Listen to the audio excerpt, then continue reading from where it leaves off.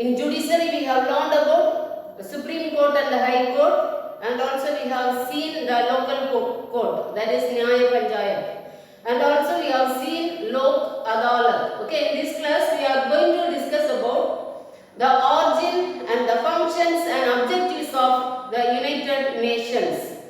Now, what is the reason for the formation of United Nations? United Nation was formed. Okay, here we are going to learn about aftermath of wars, Atlantic Charter, the San Francisco Conference, objectives of the UN, organizations of UN, organs of UN, and the India's role in United Nations and United Nations in help in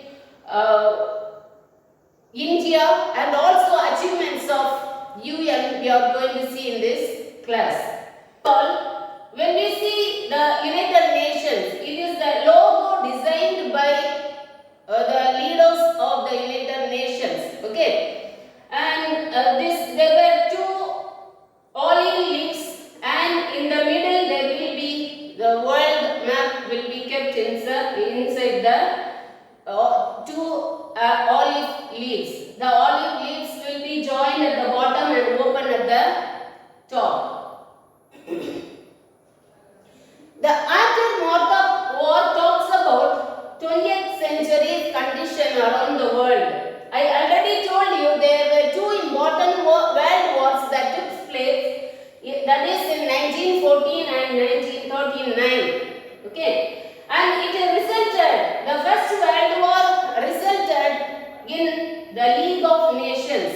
Okay, the damages that brought by the First World War made the leaders to think over the peace and the harmony among the nations, to support the nations to each other, to have unity among the nations. That's the reason in 1920 the League of Nations was formed. And another thing, it is the important organization of international peace, to brought for the international peace. But it was not successful because of the Second World War. The nations could not, the nations did not obey the objectives of the United or League of Nations. That's why the Second World War took place in 1939. And this resulted in the genesis of UN. That's the reason how this United Nations formed. And the next thing, when we see Atlantic Charter, that took place in 1941, August 14th. When we talk about Atlantic Charter, there were two important people. These are the two important people who took the leadership of this Atlantic Charter. Now, this charter was signed in the Newfoundland, in the place of Atlantic Ocean. Okay, that's why we call it as the Atlantic Charter. What this Atlantic Charter talks about? Winston Churchill and Great Britain. Okay, Winston Churchill from Great Britain and Franklin Roosevelt from America. They are involved in this charter. They have signed in this charter. Now, this charter talks about the basic rights for the nations. Okay, what were the basic rights? The freedom from want, the freedom of speech, and freedom of religious beliefs, and freedom from fear. These were the important objectives of this Atlantic Charter. And the next thing, when we see the San Francisco Conference in 1945 June. Okay, in between the World War only the Atlantic Charter that was signed by the world famous leaders. And after that, after the end of the Second World War, the San Francisco Conference that held in 1945 June. And what is the effect of this conference? There were 15 nations they have signed or they have gathered for this conference. And the last nation which was joined for this conference was Poland. Okay,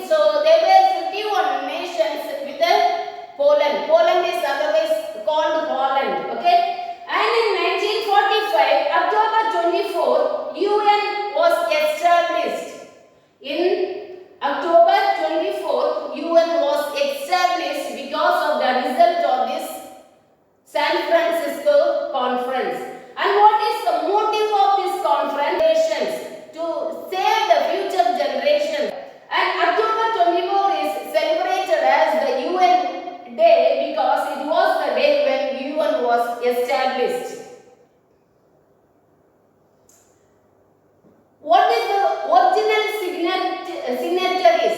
There were 5 important countries or comes under the main signatories of United Nations. That is Great Britain, France, USA, USSR and China. Okay, what is USSR? It is Russia. Okay, Soviet Russia. So it was began with 51 nations. At present, there were 193 nations became the part of this United Nations. Now 193 members are there in the United Nations. The headquarters of United Nations is located in New York City in USA. Now we'll see what are the important languages that were followed by the United Nations. I told there were 5 important countries, but there were 6 important languages followed by the United Nations. What were the important languages? That is English, French, Spanish, Russian, Chinese and Arabic. These are the important languages followed by or used by United Nations. This is the logo of United Nations. Now, this UN flag depicts 2 bent olive branch and white olive branches. Okay, these white olive branches will be joined at the bottom. I already told you, and it is widely open at the top, and in between there will be gold mark given in light blue color. Okay, and there is the wreath of peace. Okay, this olive denotes the peace. Okay, it denotes peace and harmony among the nations. And what are the objectives of United Nations? It is the outline of objectives or outline of the preamble depicts the objectives of the UN Charter. Okay, what is the important objectives? To maintain peace and security, to develop friendly relationship on the basis of equality. There is no discrimination. All the nations should be treated equally. Okay, and achievement on cooperations, and also to solve the problems in basic of economical, social, cultural and humanitarian manner, and to promote the human rights and freedom, and also to act as common platform for harmony. Mainly the objective was to bring peace and security and harmony among the nations, and also to save the nations from the scores of war. These are the main objectives of UN. Now, when we talk about objectives like all the nations are equal. I already told there is no discrimination whether it is developing country or developed country. All the nations are treated equally in front of UN. And the next thing is all the nations must obey the charter, and they should settle the dispute in peaceful manner. They also should not use any forces. Okay, any armed forces should not be used by any of the countries. The dispute should be solved in a peaceful manner. And the organs of the UN. When we see UN, the General Assembly. Okay, different organs are there. The first organ of the United Nations is General Assembly. Now, what is this General Assembly? General Assembly contains the large number of staff in it. The members will be from all over the countries. Okay, so all the members are from United Nations. Only the members of the United Nations country can be participate in the General Assembly. From each country, only one person can take part. There is no more than one person can represent from one country. So there were 5 representatives from each nations. Okay, from each nations there will be 5 representatives. So there are 193 nations that takes part in United Nations. So 193 into 5, how many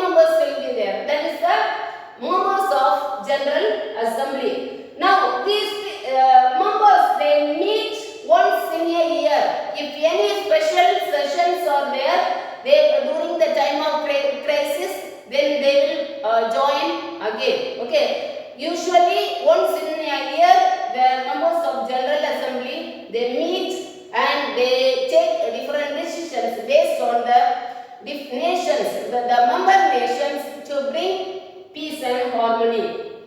And the functions of General Assembly, what are the different functions? First one is to discuss problems and to bring the soft solutions.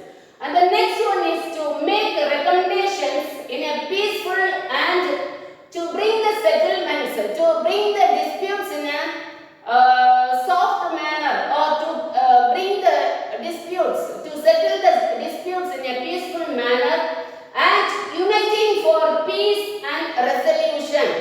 Okay, there is no resolution among the nations. Peace should be maintained among the nations. And the next one is approve UN budget. So General Assembly is the body which to give the approval to the budget of UN. And the next thing is to select the non-members of Security Council and Economical and Social Council, and also for the Trusteeship Council. So this is the duty of the General Assembly to select the members for the Security Council, the Economical and Social Council, and also Trusteeship Council. And the next work is to supervise the duty of the United Nations. There are organs, different organs are there.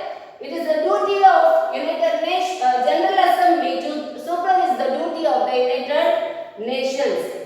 And also to take the decisions. How this General Assembly take the decisions? To get the approval for the decisions, there should be 1/3 members.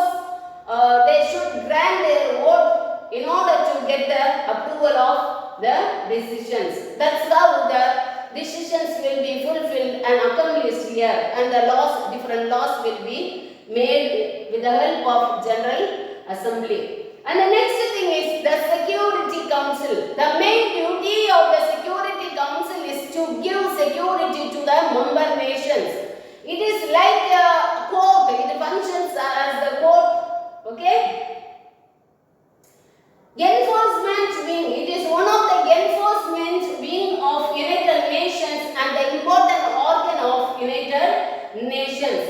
There are 15 permanent members or 15 permanent judges will be there in this.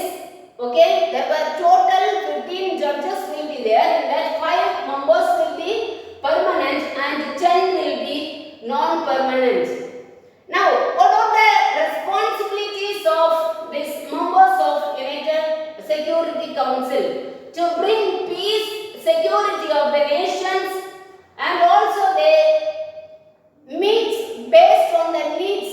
Okay, if any crisis, they will meet again and again, or else they will meet once in a year. And the decisions need majority 9 members. We have seen 15 members are there, and in that 5 will be permanent members and 10 will be non-permanent members. Okay, if they wanted to bring any conclusion, they wanted to get the approval of 9 members, including the 5 permanent members. Who were the 5 permanent members? They belong to the 5 permanent nations like Britain, France, America, China, and Russia. Okay. Now, resolution can be cancelled if any negative vote by any one of the 5 members. If the permanent members, any one of the permanent members not agreeing on the resolution, then it will be cancelled. It will not be successful. Okay. There is also veto power. Okay. This kind of power where the permanent members are having is called as veto power. What is that veto power? If they are not agreeing on a particular matter, it cannot be become law. Okay, that is the veto power given to the permanent nations. Now, if they give a non-agreement, okay, if they are not agreeing, if the permanent members are not supporting, then the resolution will be ineffective and negative vote. Okay, it will not be successful. And what is the functions of Security Council? The Security Council in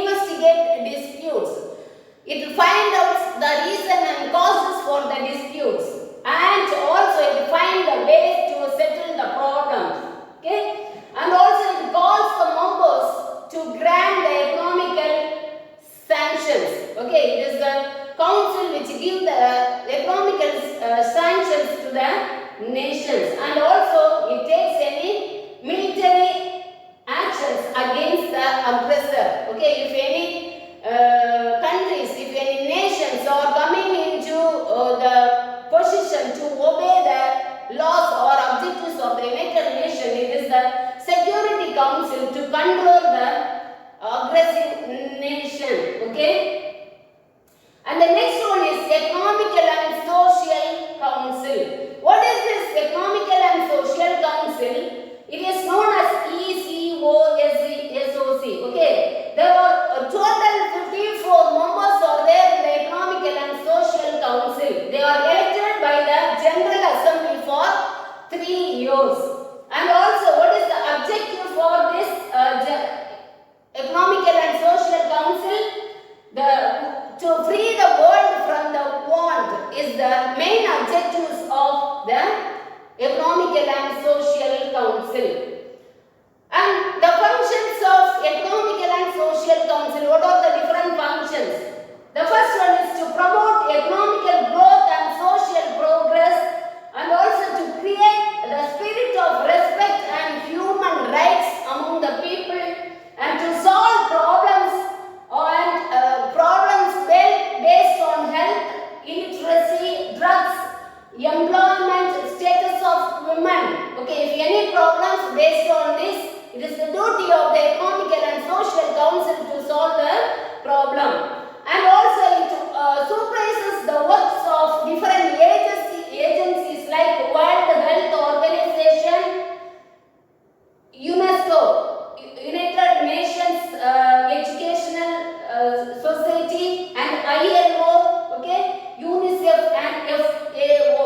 Okay, these are the functions. To supervise the functions of these agencies is another duty of the Economical and Social Council.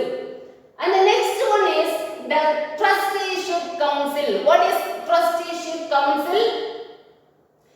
It is established to look after the territories under foreign control. Okay, now there is no Trusteeship Council because this Trusteeship Council is established to look after the territories which comes under the mother country. Okay, for example, colonies. Okay, now all the countries after the Second World War, one by one, they became independent. Now this till 1994, there were different countries. They were controlled by the motherlands. Okay, that's why till 1994 it was in work. Now there is no more Trusteeship Council because all the nations became independent. There is no work for this Trusteeship Council. Now, achievements. What is the achievements of this Trusteeship Council? To grant independence, to help the nations to get independent. And in 1994, it is suspended the operations because all the nations became independent. And the next one is the International Court of Justice. What is this International Court of Justice? It is like the Supreme Court in India. Okay, there is also the International Court of Justice. The judges, different judges are there. Okay, around 15 different judges from 15 different nations. They take part in the International Court of Justice, and their term is 9 years. Okay, they are elected by General Assembly and Security Council. Okay, it is the duty of the General Assembly and Security Council to select the judges for the United Nations. Okay, so one judge must be from one country. There should not be more than one judge should be from one country. And what is the functions of the International Court of Justice? It settles dispute by the member nations and give legal advice to the other organs of the UN, and it decides the matters based on the international law. Okay, and also it is located, the International Court of Justice is located in Netherlands. It is in Holland. The headquarters is in Hague. Okay, it is located in Holland. And the next one is the Secretariat. It is the main place where the large number of people they work here. And what are the functions of United Nations? Okay, the chief administrative organ of United Nations is the head of Secretary General. And also it is selected by General Assembly for 5 years of term. The Secretariat, members of the Secretariat are selected by the General Assembly for 5 years term. It is consisted of large staff of workers from different countries. Carries out day-to-day activities of the UN. Okay, there was the first woman United Nations member from India is Vijayalakshmi Pandit. Okay, the sister of Pandit Jawaharlal Nehru. Okay, she was also a member of the Secretariat. Okay, and when we see the staffs, what is the duty of the staffs? They interpret, they give security guards and photographers. The staff may be acting, okay, they may be different field of work. They act as the interpreters, security guards and photographers. And what is the achievements of India? What is the part of India in United Nations? India signed in the United Nations Charter in 1945. Okay, India, it is the founder member of United Nations, and it is accepted. India's ideals were accepted by the United Nations and promoted peace, unity among the world. Okay, in maintaining the peace and unity, India also joined with United Nations and it works with the United Nations. And when we see India supported the freedom movement of other countries, the poor countries, and also it supported underprivileged countries. Not only it helped the countries to get independent, it also joined with United Nations, supported the unprivileged countries like Angola, Indonesia, Bangladesh, Libya, Malaysia, Tanzania, Ghana, Morocco and Algeria. These are the underprivileged and unindependent countries. India helped join with the United Nations, help these countries to get independent and to help in different manner to come up. And what are the achievements? It helped and expanded member of Security Council. Okay, the United Nations helped to expand the membership of Security Council, and it admit the new members of the UN, and also supported the entry of China into 1971. So China is joined with United Nations in 1971. So it supported its entry, and also opposed the apartheid in South Africa. What is apartheid means? It is racial discrimination. When we take South Africa, there was the racial discrimination was rigid and it is followed by seriously. The discrimination between the white and the black were severe in those periods. So India stood up with the United Nations to help to remove and get the people free from this apartheid. Now, part of unpeacemaking operations. Okay, it also took part of unpeacemaking operations. What are the unpeacemaking operations like terrorist attack and different other armed forces were suppressed by the help of United Nations. For that, India also gave its part, it supported. Okay, in Palestine, Cyprus, Congo, Cambodia, Somalia and Bosnia. Okay, these are the countries.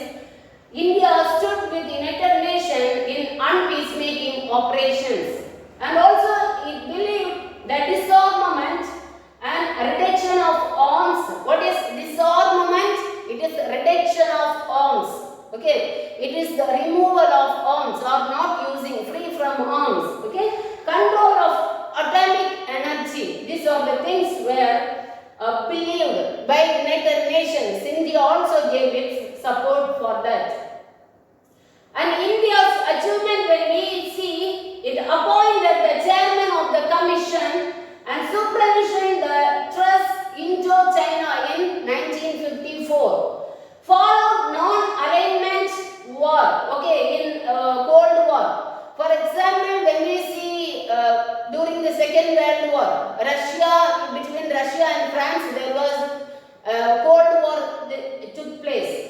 It reduced the tension between the superpowers. Okay, India helped United Nations to reduce the tension between the two important powers, that is Russia and France. Now, send her medical mission in part of UN to needful Korean War. Okay, during Korean War and the Gulf War, India gave its medical mission in joining with the United Nations sent to Korea and Gulf to help the affected people in Korea and Gulf. And also active role in development activities of UN agencies like UNICEF, UNESCO and UNDP. Okay, and also foreign students getting education through UNESCO.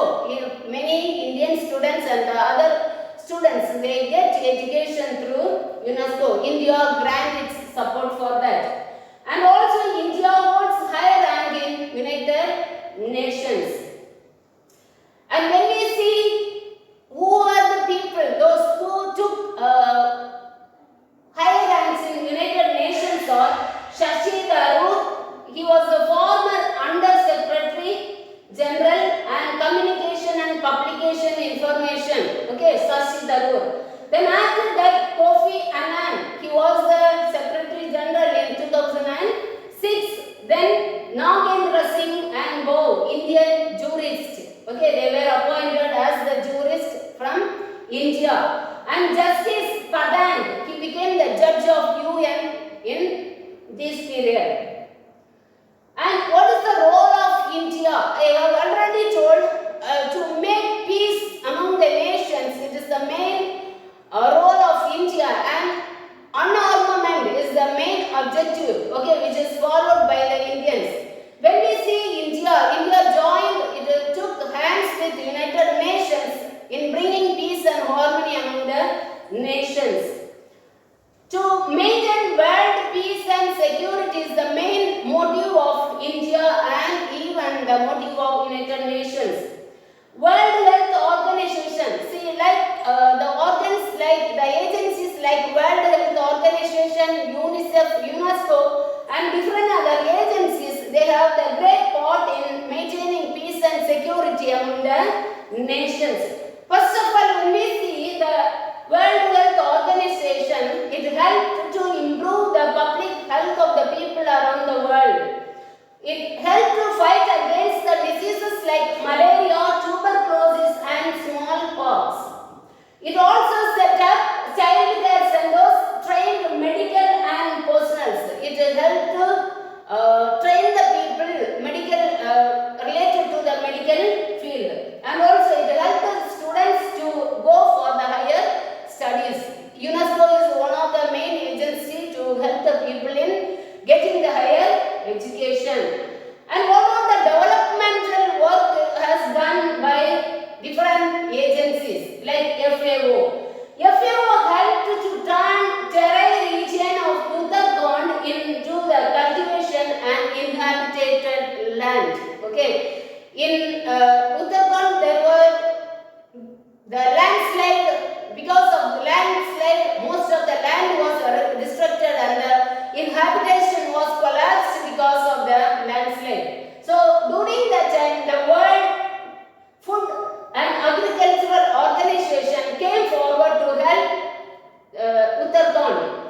And also India helped to turn the desert region of Rajasthan into the fertile region, fertile agricultural land. It helps to set up sheep and wool research centers in Rajasthan. And also it helps the people to set up the institutions like Central Institution of Fisheries and Education and Institute of Catering Technology and Nutrition in Mumbai. In 1960, the Food and Agricultural Organization launched freedom from hunger. Okay, so India also gave its free hand in helping fulfill these motives of Food and Agricultural Organization. It helped the campaign in India. And the next thing one is UNESCO. What is the function of UNESCO? How it helped? UNESCO organized to exchange programs for students, teachers and scholars. Okay, these exchange programs help to develop and promote the cultural context between the teachers, and it helped to exchange their learning process. Okay, and when we see the next function of UNICEF, ILO and IMF. Okay, what are the functions? Started programs. Okay, different programs were started by UNICEF based on education for all. It introduced the program to eliminate child labor. Okay, the UNICEF, and the first thing, UNICEF, when we see, it gave importance for education for all. So based on that only, in India we are even having the education to the children from age 6 to 14 or given compulsory education. And ILO, what is the function of ILO? ILO is International Labour Organization. It eliminates the child labor. And World Bank, okay, it is the International Monetary Fund. It gave the financial support to the project which is made for the 5-year